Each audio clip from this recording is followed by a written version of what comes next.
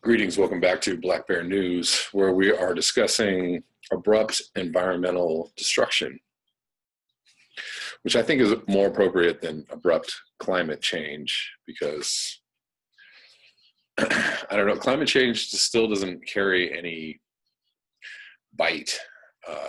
I mean, maybe the abrupt part does, possibly, but I think what we're really doing is destroying the environment. Right, at a basic level. It's not, it's not about the greenhouse gas phenomena. It's not just about fossil fuels. Those two things are very large contributors to our destruction of the environment, but there are also other things going on. Just, massive resource extraction, massive pollution of all kinds, plastic pollution, et cetera, wildlife degradation. All of these things contribute to what we're doing to the planet, which is destruction. So, if you're like, climate change is a myth or a hoax, and I've said this before, I said it in the last video, and I've said it in other videos, it's not just about the correlation of greenhouse gases to warming. It's not just that thing. It's all the things that we're doing. Although that thing is definitely going on, absolutely going on, and I don't know how you could not see it with your own eyes. If you are paying attention, if you think it's not happening, then clearly you're not paying attention, or you're trying to pay attention to the things that you just want to pay attention to. So there you go. Here's evidence of something happening. Gee, this must be because they're fudging the numbers, or they're making this up, or somebody's trying to sell you carbon credits. This is from a couple days ago from the Big Wobble.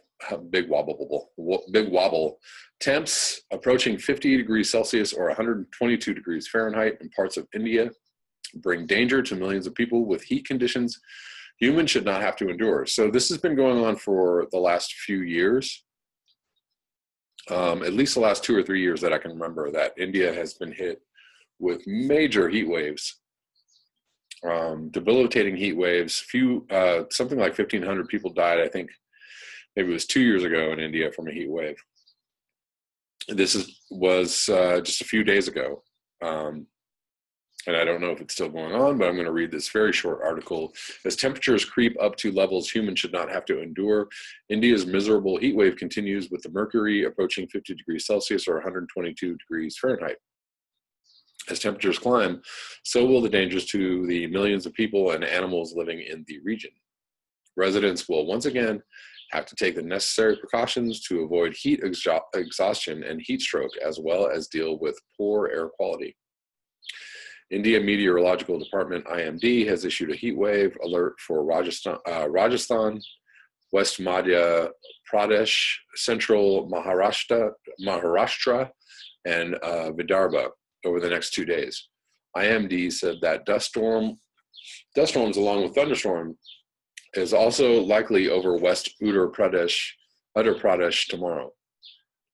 It warned that thunderstorms accompanied with gusty winds are very likely at isolated places over the Uttar Pradesh, Bihar, Jharkhand, Assam, Meghalaya, Nagaland, Manipur, Tamil Nadu, Puducherry, and Kerala. IMD has forecasted that heavy rains are likely at isolated places over West Bengal, Sikkim, Assam, Meghalaya, Nagaland, Manipur, Mizoram, and Tripura tomorrow.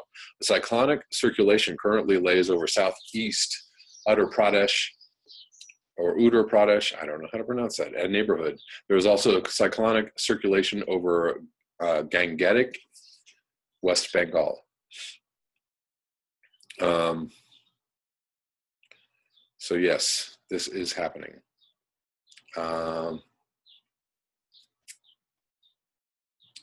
I just cannot reiterate it enough. If you can't understand the overwhelming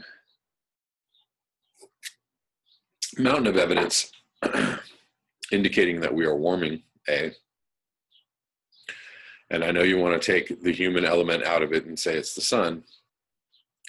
No, we are warming at rates thousands of times faster. The climate is changing like thousands of times faster than ever recorded in geological history. Species are going extinct thousands of times faster than ever recorded in geological history. This is a unique event, and it's a unique event because we are here. This would not be happening at such a fast rate if it were just some kind of natural cause. Sorry to tell you guys. Sorry to break it to you. Let's stay with some environmental news. Melbourne's water supply at risk due to collapse of forests caused by logging. So there's an interesting cause and effect. Logging forests are causing water shortages or a risk to water supplies. Melbourne's, this is from The Guardian, Monday, 30th of April. Melbourne's water supply is at risk because decades of logging and forest loss from large brush fires has triggered the imminent collapse of the mountain ash forests in Victoria's Central Highlands, ecologists have said. The Victorian government has warned of the likelihood of ecosystem collapse by Australian National University researchers in 2015. I think they meant researchers. Maybe not. New research led by Professor David Lindemeyer of ANU, published in the PNAS journal on Tuesday, has found the ecosystem has already begun to undergo a hidden collapse. A hidden collapse meant that while the ecosystem may appear superficially intact, the lag time in recovering old-growth mountain ash forests, the linchpin in preserving mountain ash ecosystems, means that collapse is almost inevitable. Even if there were no additional logging and no significant brush fires for the next 50 years, modeling by Lindemeyer and his co-author Chloe Sato showed the number of hollow-bearing trees in 2067 would be at best less than 10% than the number of hollow-bearing trees in 1997. The number of hollow-bearing trees had already more than halved since 1997. So it's cut in half in 20 years, but they're saying it's only going to go down by 40% more in 40 years. Okay, so I don't understand that timeline at all. Guardian Australia revealed this month, the modeling showed while numbers of greater glider had declined 65%, and numbers of critically endangered Leadbetter's possum had halved. Guardian Australia revealed this month that Victorian Forest Agency VicForests had begun logging Barjag Flat, a nationally significant hotspot for greater gliders. Lindemeyer said if drastic measures were not immediately taken to halt or greatly reduce native logging operations in mountain ash forests, the forest may not be able to recover from the level of projected collapse in 2067. So 2067 is, obviously a random date. If they've lost half their forest in 20 years. Could we say 2037 or 2047? Either option, a young and growing mountain ash forest or an acacia woodland, would be potentially disastrous for Melbourne's water supply, he said. The majority of Melbourne's water catchments are in mountain ash forests, which are either protected in national parks or in state forests where logging is either allowed or has previously occurred. If those forests have been damaged or are still growing, Lindemeyer said they draw 12 megaliters more water per hectare per year than forests that are more than 100 years old. I think they meant less, because that doesn't make sense. Anyways, more than 98% of mountain ash forests in Victoria is no more than 80 years old.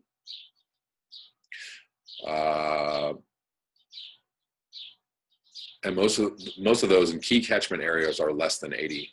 In the Upper Thompson catchment, which feeds Melbourne's largest water supply dam, the Thompson Reservoir, about 61% of the trees have been logged. That's a serious issue because 2/3 of all the rainfall of that catchment falls on 1/3 of the area, and that's the ash forest. That's called an own goal, Linda Meyer said. The value of the water that flows into the water catchment is about 25.5 times higher than the value of the timber cut from those same catchments.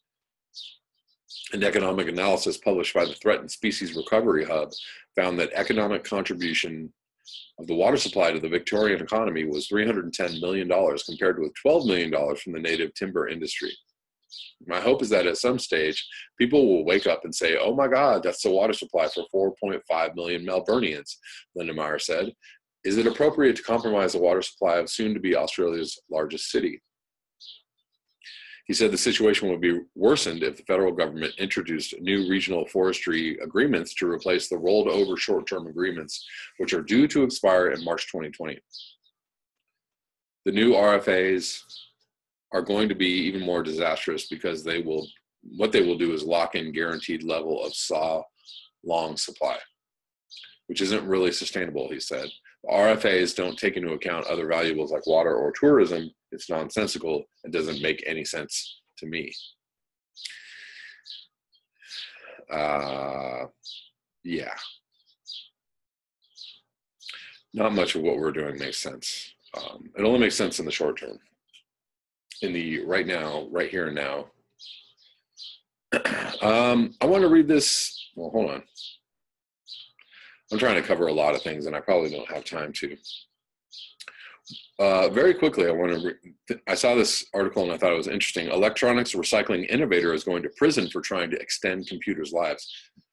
It's an interesting story. A Southern California man who built a sizable business out of recycling electronic waste is headed to federal prison for 15 months after a federal appeals court in Miami rejected his claim that the restore disks he made to extend computers' lives had no financial value, instead ruling that he infringed on Microsoft Corporation to the tune of $700,000. The appeals court upheld a federal district judge's ruling that the disks Eric Lundgren made to restore Microsoft operating systems had a value of $25 a piece. So anyways, I just want to read what this guy has been doing because, you know, it's interesting.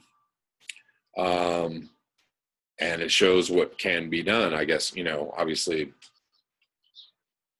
is this going to make a dent in the in our current paradigm, which is, you know, collapsing the environment? Probably not. But anyways, I want to read this. Lundgren, 33, has been a renowned innovator in a field of electronic waste, or e-waste, using discarded parts to do such things as construct an electric car, which in a test far outdistanced a Tesla on a single charge. He built the first electronic hybrid recycling facility in the United States, which turns discarded cell phones and other electronics into functional devices, slowing the stream of harmful chemicals and metals contained in those devices into landfills and the environment. His Chatsworth company, IT Asset Partners, processes more than 41 million pounds of e-waste each year and counts IBM, Motorola, and Sprint among its clients. This is a difficult sentencing, U.S. District Judge Daniel T.K. Hurley told him last year, because I credit everything you are telling me. You are a very remarkable person. and it is pretty remarkable what he's been doing. So what he was doing was, Lundgren lived in China. Before he launched IT Asset Partners, Lundgren lived in China learning about the stream of e-waste, and also finding ways to send cheap parts to the US to keep electronics running. One of his projects was to manufacture thousands of restore disks supplied by computer makers as a way for users to restore Windows software to a hard drive if it crashes or must be erased. The disk can only be used on a computer that already has a license for a Windows operating system, and the license transfers with the computer for its full lifespan. But computer owners often lose it throughout the disks, and though the operating system can be downloaded free on a licensed computer, Lundgren realized that many people didn't feel competent to do that and were simply throwing out their computers instead of buying new ones. And buying new ones. Lundgren had 28,000 of the discs made and shipped to a broker in Florida. The plan was to sell the discs to computer refurbishing shops for about 25 cents a piece, so the refurbishers could provide the discs to used computer buyers and wouldn't have to take the time to create the discs themselves, and the new user might be able to use the disc to keep their computer going the next time a problem occurred. Okay, so basically this guy was targeted because he was getting in the way of the obsolescence of the computers. I'm sure the Windows manufacturer realized that, the people were throwing out their computers and not, buying new ones instead of using the restorative discs that come with the computers in order to restore the computers, because, you actually have to know a little bit about computers to do that. It's interesting, when I had a Windows computer, I formatted my drive like multiple times, and I restored my operating system multiple times over, I don't know, maybe 5 or 6 years, mainly because of viruses. I think it wasn't because the disk was corrupt or anything, but it's something that, an average person isn't going to just be like, oh, I'm going to reformat my drive, or, I'm going to restore my computer system.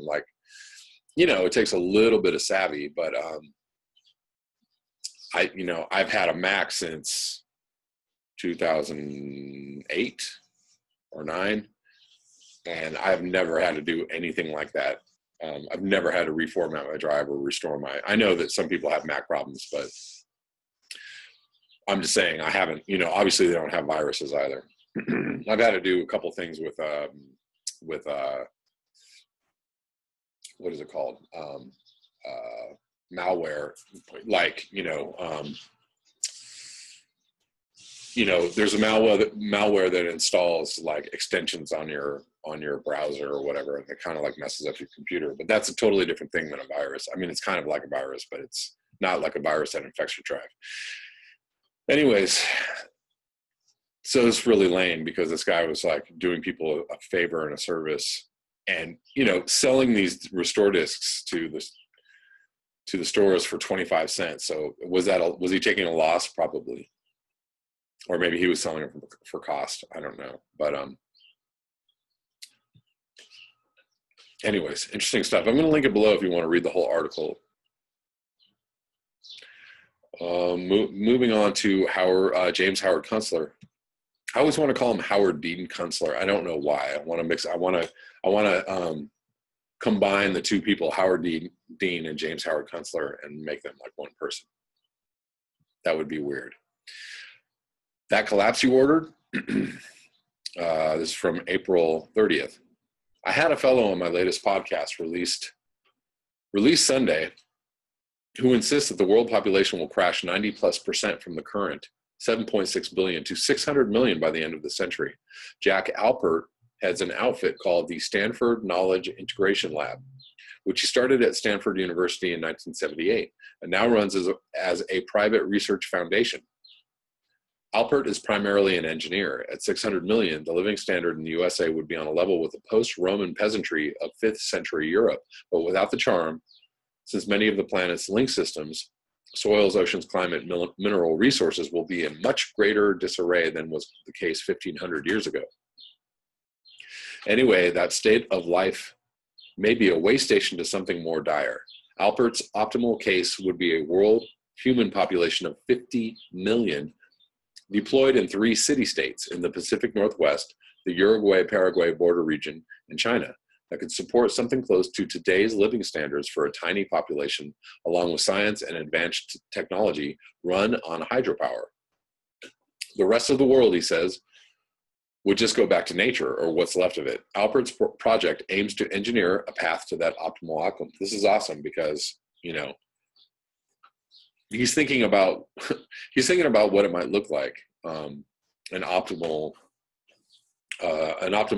paradigm for human beings in the future. What would this look like? And this is, I love seeing people, draw maps or make maps to this, or define what this could possibly what this possibly could look like. I hadn't encountered quite such an extreme view of the future before, except for some fictional exercises like Cormac McCarthy's The Road. And Albert, too, sees cannibalism as one likely byproduct of the journey ahead. I guess The Road is what the movie is based on, I'm assuming. Obviously, my own venture into the fictionalized future of the world made by hand books depicted a much kinder and gentler reset to life at the circa 1800 level of living, at least in the USA. Apparently, I'm a sentimental softie. I haven't read any of these books. Sorry, James Howard Kunstler. I should read some of these books, but that's actually my own personal take on where we should be is, something like an Amish lifestyle, 1800s, no electricity, or maybe very, very little, no electrical technology, wood, it'd be doable.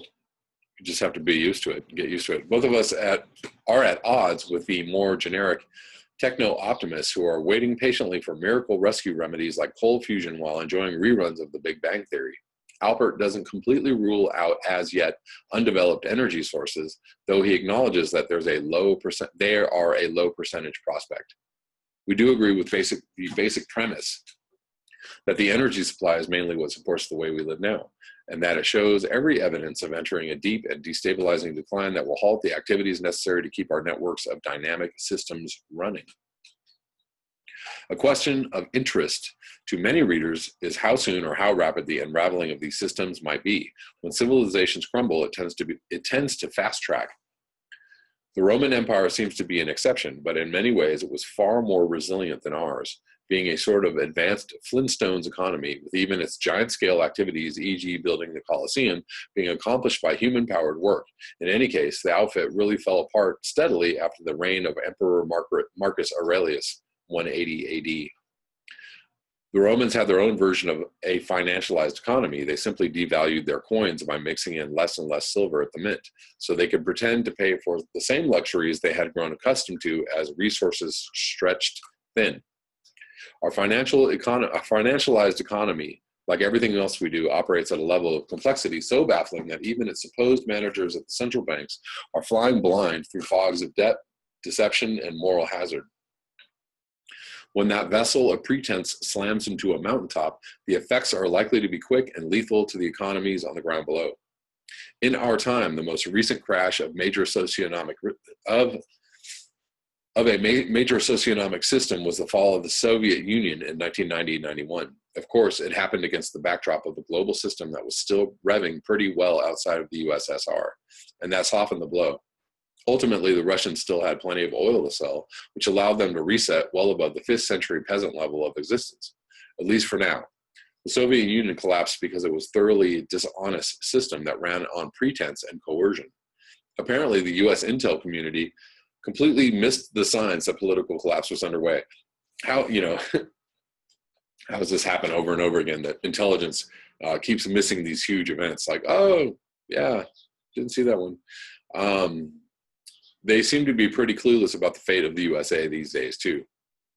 If you consider the preoccupations of two very recent intel chiefs, John Brennan of the CIA and James Clapper, DNI, who now inveigh full-time on CNN as avatars of the deep state against the wicked golden golem of greatness.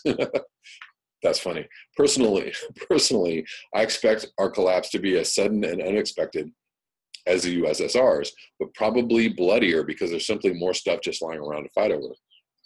Of course, I expect the collapse to express itself in banking, finance, and markets, being so deeply faith-based and so subject to simple failures of faith, but it will become political and social soon enough, maybe all at once. And when it happens in the USA, it will spread through the financial systems, the whole world around.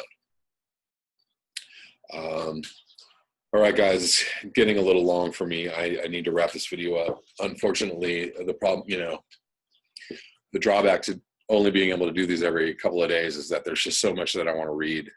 I try to, I tell myself I'm going to stuff all this information in one video, and I just can't do it. So, I will try to be back tomorrow with another video. I'm gonna really, really try. We'll see. I don't know what's going to happen. Really quickly, thank you so much for hanging in with me and for commenting and expressing your views on this channel. Thanks for engaging in some debate with me on the QAnon stuff. Listen, the reason why I'm very quickly, in a nutshell, the idea behind QAnon is that, or there's another idea behind QAnon, is that basically military intelligence, or a faction of military intelligence, actually recruited Trump to run for president, and that they are, you know, the main thrust of this is that they are trying to take out these deep state factions that are like doing stuff around the world. And I heard another person that follows this QAnon stuff kind of say, you know, explain what the rationality of the deep state is, or what the end goal of the deep state is that, you know, some form of one world government. And I know that's, you know, whenever you say the word one world government, it becomes, you know, you start getting into weird hinky land.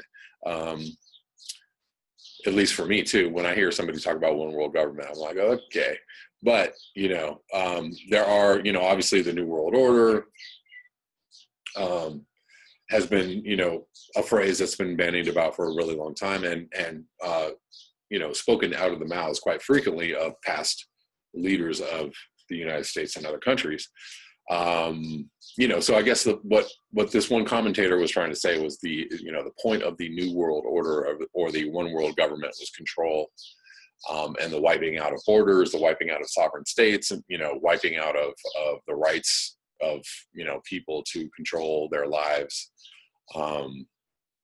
You know, obviously there's another element, which is that you have more of a bureaucracy that is controlling what's going on than you have, you know, a democracy.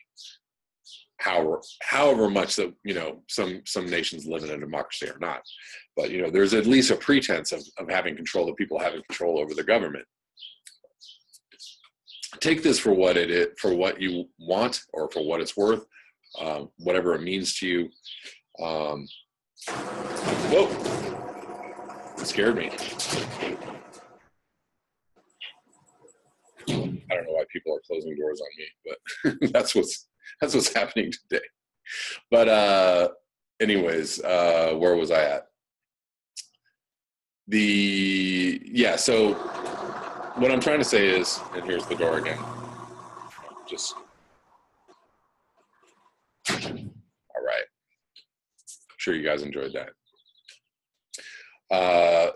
The reason why I'm talking about this is that if this story is true, if the military intelligence faction of military intelligence had recruited Trump to be president in order to align forces against some kind of deep state thing, like, as wild as that might sound, you might want to pay attention to this. You just really, really might want to pay attention to this, instead of just like, no, it's a, you know, it's a psyop, it's a honeypot, it's a blah, blah, blah, it's a boobity-boo, it's a, you know, it's a conspiracy theory, it's a whatever it is, you know. You might just, like, with one eye, or with one portion of your brain, or with, you know, some of your hearing, you might want to just keep clued in, you know, because this could prove to be very important in the future, as far as like what transpires in our political system, right? You know, like, you know, if this affects the future of our, you know, however it is that our paradigm is running now, our country is running now, our political state is running now, like this, if this is true, this could have great effect on that. So that's why I'm reporting on it, because something like that should probably not be ignored. That's just my opinion. There are other things happening in the world, of course, too. You know, there's stuff that looks like what it looks like, and then there's stuff that looks like, you know, that isn't what it looks like. And these are all things that we need to pay attention to, and keep our wits about us as we listen to, see, ingest news stories from everywhere, alternative and mainstream news. That's all I have for you today. Thank you so much for listening. Thank you for your ears, your eyes, and your conscience. Until next time, peace.